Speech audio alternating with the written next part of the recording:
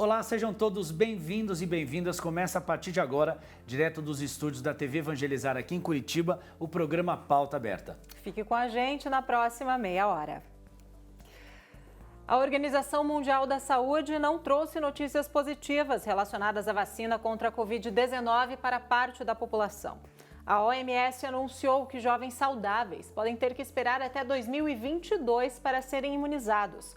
Segundo um representante, profissionais de saúde, idosos e trabalhadores que lidam com o público devem ser os primeiros a serem vacinados. A OMS afirmou ainda que pode aprovar imunizantes que comprovarem 50% de eficácia. A previsão é de que uma vacina segura esteja disponível no próximo ano. E a Rússia anunciou a segunda vacina em teste contra a Covid-19. Acompanhe.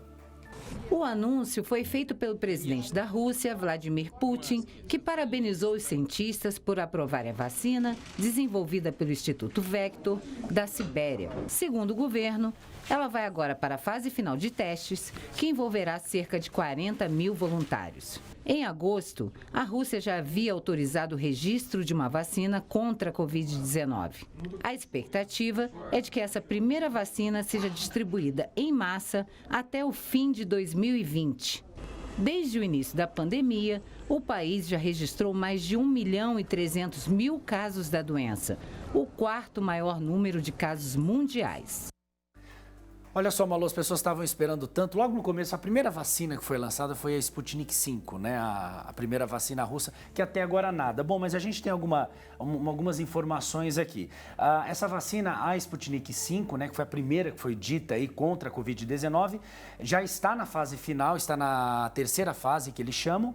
Ela pode gerar imunidade nas pessoas em até 2 anos e, segundo o site que nós estamos vendo aqui, um site ligado à comunidade russa, a terceira fase está em testes agora, nesse mês de outubro. Então a gente espera que isso venha logo, né? Pois é, a gente muito ouve falar e a expectativa até agora nada. Só faz crescer, né?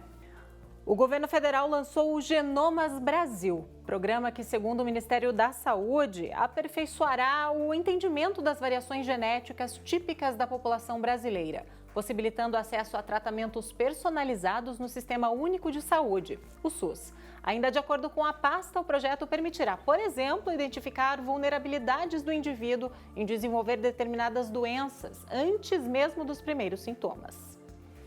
E a Caixa Econômica Federal lançou algumas medidas sobre os financiamentos habitacionais. Quais são essas medidas? É o que a gente acompanha agora. Mais de 800 mil famílias devem ser beneficiadas pelas medidas anunciadas pela Caixa Econômica Federal. No total, vão ser alocados recursos de 83 bilhões de reais ao crédito imobiliário. Quem já tem contrato habitacional pela Caixa poderá pagar 75% do valor do financiamento por 6 meses ou pagar 50% da parcela pelo período de 3 meses. Também haverá prorrogação da carência de 6 meses para iniciar o pagamento de contratos de novos imóveis e redução das taxas de juros para pessoas físicas. Quem usa a ATR como indexador do contrato habitacional irá pagar a taxa referencial mais 6,25% ao ano. Já no caso do IPCA, será o índice mais 2,95% ao ano. Redução da taxa de juros, como a gente acabou de anunciar, e inovações como os 6 meses de carência e outras que nós discutimos, faz com que a Caixa mantenha o seu protagonismo nesse segmento fundamental na economia brasileira e mundial. Em outubro, a Caixa Econômica Federal alcançou 500 bilhões de reais em crédito imobiliário, a maior marca já registrada pelo banco. E uma pesquisa do Instituto Itaú Cultural e do Datafolha revela que a maioria da população brasileira se sente segura para retomar atividades culturais. A retomada das atividades do setor cultural deve acontecer aos poucos. No Rio, apesar da liberação para funcionar há cerca de 1 mês, nem todos os cinemas e teatros reabriram.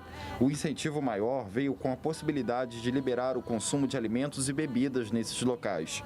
Em São Paulo, cinemas e teatros foram liberados na última sexta-feira, mas na maior metrópole da América Latina, a volta é feita com cautela. A pandemia mudou a forma de se consumir arte. Alguns artistas migraram migraram para a plataforma online. Foi o caso da Tamires. Espetáculos que têm cumprido temporada nas casas e que as apresentações são transmitidas ao vivo. E aí tem palco, tem luz, tem cenário, mas ainda assim não é teatro. É uma experiência que o público consome através do celular, do computador. Uma pesquisa do Itaú Cultural, em parceria com o Datafolha, revelou o crescimento da confiança para a volta das atividades culturais. Entre os que pretendem retomar essa agenda, 54% disseram se sentir seguros para frequentar aparelhos culturais. Já 46% acham que ainda não é o momento de voltar. A preferência dos entrevistados durante a retomada cultural é por atividades próximas de casa, sem a necessidade de utilizar meios de transporte. É provável que as pessoas estão com medo, com receio, de pegar transporte público para fazer esse deslocamento e tendo a preferência de usar transportes pessoais como carro, moto, bicicleta. Apesar da autorização para a reabertura na capital fluminense, uma das instituições mais lembradas quando se fala em cultura só deve voltar a abrir as portas no ano que vem. O Teatro Municipal foi um dos aparelhos culturais que se reinventou durante a pandemia. Por enquanto, por aqui, espetáculos acontecem somente online. Pelo YouTube, se ouve gratuitamente, por exemplo, uma composição de Bach tocada em casa. Bom, Malu, e nessas 2 últimas semanas a gente tem observado aqui em Curitiba e no Paraná, de uma certa forma, o governo, tanto os governos municipais quanto o governo estadual, liberando, a volta aos poucos da vida normal, Teve teatro, já foram liberados, cinemas, eventos com até 50 pessoas. Antes de ontem, na realidade, nós tivemos a liberação de áreas comuns em condomínios, mas o setor cultural, que a gente acabou de ver, ainda está precisando de público, E aqui no Paraná, os empresários do setor cultural estão pedindo, não só para os prefeitos da cidade, quanto para o governador do estado, que libere aí 50% da capacidade, que essas pessoas ficaram até agora paradas, mano, sem emprego, Pois é, Rafa. Complicado. Não sei se você se sente preparado para voltar, pelo menos, a frequentar. É difícil, né? A gente pensa na renda, a gente pensa nessas pessoas que ficaram sem renda esse ano todo, mas dá medo, É estranho estar num ambiente cheio de gente, né? Engraçado, em pouco tempo a gente desacostumou com isso, total. É verdade. Bom, depois do intervalo, você vai conhecer a história do Heitor, de apenas 3 anos. O pequeno tem uma doença rara e não pode ter contato com outras pessoas, mas ele teve uma surpresa especial. E você vai ver ainda um terço, olha só, diferente. Ele é feito de pétalas de rosas. Tenho certeza que você ficou curioso, Então não saia daí, a gente volta já já.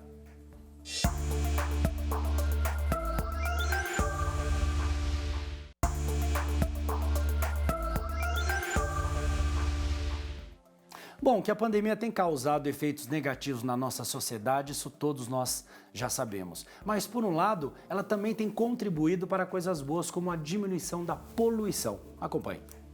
O estudo foi publicado na revista científica Nature e mostra que as emissões diminuíram em mais de 1,5 milhão de toneladas em comparação com o mesmo período do ano passado. É a maior queda já causada por uma retração econômica. Os pesquisadores analisaram dados da produção elétrica, do tráfego rodoviário, do setor aéreo, da produção e do consumo em 400 cidades do mundo.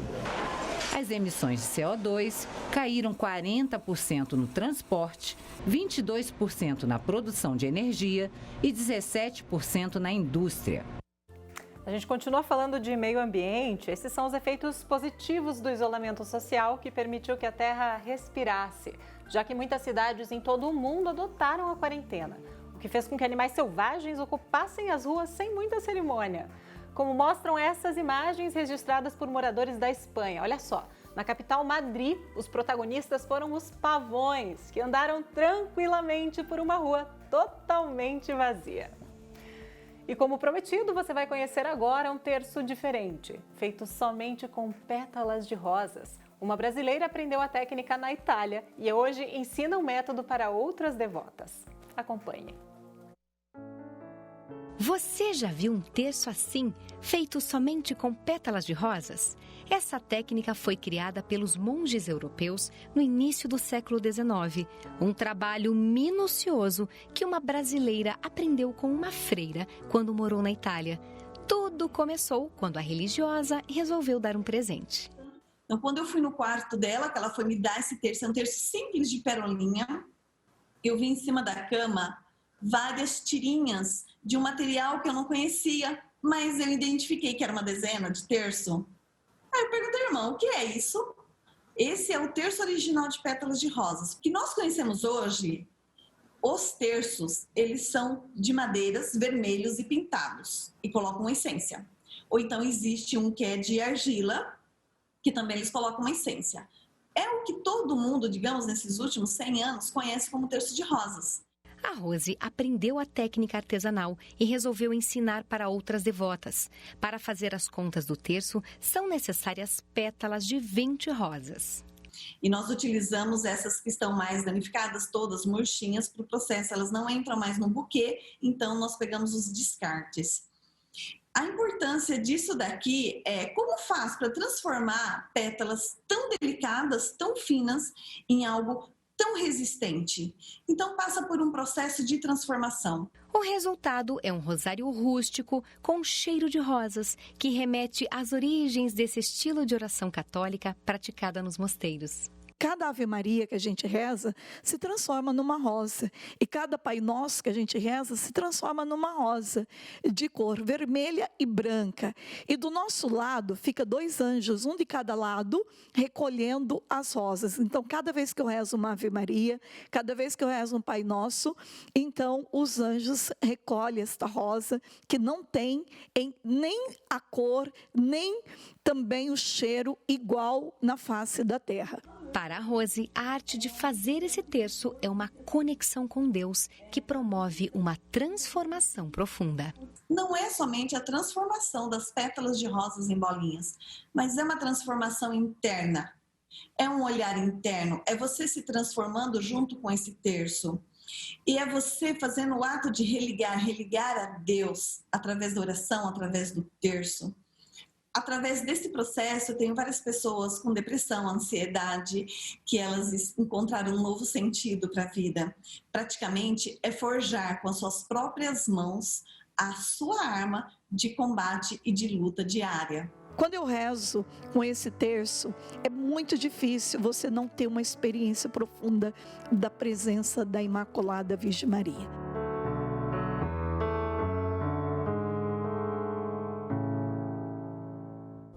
E aqui em Curitiba, uma clínica home care, que seria aquele cuidado que tem em casa, além de cuidar da saúde física das pessoas, também cuida da saúde emocional. Vamos ver como?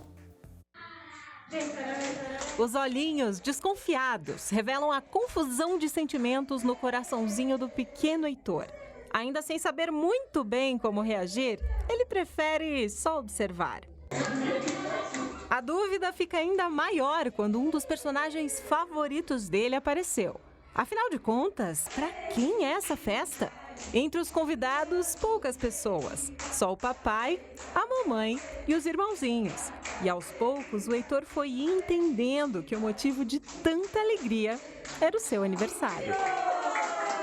Tanta vergonha não é à toa. É que essa é a primeira vez que o Heitor celebra o aniversário na vida. O motivo? O Heitor ele tem uma doença rara, genética, que chama imunodeficiência combinada grave. Né? Ele tem infecções de repetição por isso. Desde que a gente descobriu, aos 6 meses, ele sempre ficou internado. Então, a gente não conseguiu fazer nenhuma das 2 primeiras festas dele. Ele ficou meio assim, tímido, ficou meio assustado no começo, mas depois ele se soltou um pouco. Desde que ele transplantou, que vai fazer 2 anos agora, em novembro, a gente já vivia em isolamento. Bom, a síndrome da imunodeficiência combinada grave é uma doença hereditária. A criança nasce sem imunidade. Ela não tem células de defesa imune e ela não tem anticorpos de defesa. A criança nasce com ela, nasce normal e começa a desenvolver uma série de infecções graves que levam ela para o hospital nos primeiros 3 a 6 meses. É uma vida muito restrita. As crianças têm que viver numa espécie de isolamento das outras crianças, das atividades do dia a dia, da família. Antigamente até as crianças ficavam numa tenda plástica, hoje não. A mãe conta que descobriu a doença quando o menino, ainda aos 6 meses, começou a ficar mais doente que o normal. Um pouco antes de eu voltar a trabalhar, ele começou a ficar cansado. Ele era um bebê ativo, e daí ele começou a ficar cansadinho, não quis mamar uma noite. Eu não achei normal, né? E quando a gente levou no médico, a gente descobriu que ele estava com pneumonia já, mas ele conseguiu sair. Foi assim que a gente descobriu. Depois do diagnóstico, a vida da família mudou radicalmente. Ele tem uma rotina bem agitada, né? Ele faz uso de 9 medicações mesmo após 2 anos de transplante, né? Ele tem home care, né, que é os cuidados hospitalares em casa. Então ele usa oxigênio, tem uma técnica que me ajuda. A doença, que afeta uma em cada 100 mil pessoas, é tratada a partir do transplante de medula óssea. Depois disso, a rotina de cuidados é intensa. A grande dificuldade é você manter a criança num ambiente que seja livre de infecções, né? Isso é muito complicado porque altera toda a dinâmica familiar, altera toda a dinâmica de hábito da criança. Então, acho que o desafio maior está para a família e está para a prevenção e manejo das infecções. Na cama cercada por aparelhos, o boneco de simulação representa a realidade de muitos pacientes, como o Heitor, que passam boa parte do tempo em ambientes assim, fechados. Só que na vida real a saúde pede atividade e é por essa razão que nasceu o Projeto Desejos. O objetivo é realizar desejos dos pacientes e trazer um pouco de felicidade em meio ao enfrentamento das doenças. A gente aplica um questionário com os pacientes e esse questionário ele vem para a empresa e a gente vê quais ações se viabiliza ou não, né? Então a gente conversou com a mãe, foi tudo acordado com ela e foi muito legal. A gente levou a galinha pintadinha, o Bita, que são os personagens que ele mais gosta, e cantamos um parabéns. Foi muito gostoso ver o sorrisinho dele. Antes estigmatizado pela medicina, o bem-estar emocional é cada vez mais compreendido como fator crucial para a prevenção e tratamento de doenças. Um estudo realizado no estado de São Paulo, com 40 pacientes de câncer, apontou que 57% deles relacionaram o surgimento da doença a perdas na área afetiva e sentimentos de depressão e ansiedade. Apenas 9% do grupo atribuiu o mal ao fator genético. Já estímulos que provocam alegria, sentimentos positivos e a fé reduzem em 30% o risco de morte em pacientes, segundo pesquisas. Se quem já é crescidinho sabe da importância de cuidar da saúde emocional, o que dizer das crianças? Não resta dúvida. Aliada de qualquer tratamento, a alegria é um excelente remédio. Por isso, ações como essa fazem toda a diferença no presente e também no futuro desses pequenos pacientes. Manter o alto astral por parte da família, né? E sabendo que depois do transplante da medula óssea a criança vai ter um sistema imune funcionante, né? É fundamental para que a família possa dar força, possa dar energia para a criança poder sair do tratamento de uma maneira mais robusta. A parte da saúde mental, ela é fundamental para ele, porque eu estou preparando ele para o que ele pode ter daqui uns dias, né? Para uma vida normal que a gente acredita que ele vai ter. Mostrando para ele, né, que lá fora tem uma vida, lá fora tem sol, assim, ele não pode tomar sol, mas um dia ele vai poder tomar sol. Então a gente vai preparando ele para as coisas boas, né?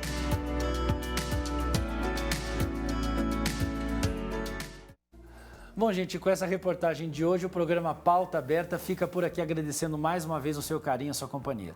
Lembrando que você pode rever este programa e as reportagens que foram exibidas aqui no Pauta Aberta no nosso canal do YouTube. O endereço está aparecendo aí na sua tela. Tchau, tchau e até a próxima. Tchau, tchau e até amanhã.